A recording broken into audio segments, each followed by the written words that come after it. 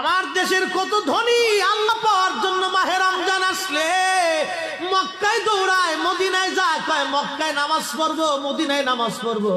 এক রাকাত নামাজে 1 লক্ষ রাকাতের সওয়াব, এক রাকাত নামাজে 50,000 রাকাতের সওয়াব।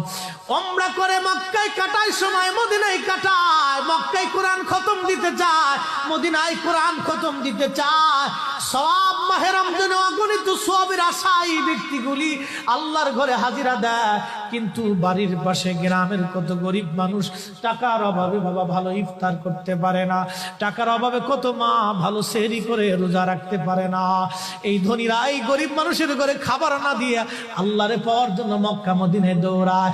আল্লাহ ডাক দেখো, বান্দা একবার মুড়ে দেখ, কায়দা মতো জুতা দিয়ে পিটামো, আমার বান্দারা না খায় ইফতার করবে, আর তুই আল্লাহ পাওয়ার জন্য মক্কায় আইছো, এমন আল্লাহ আমি ধরা দেব না।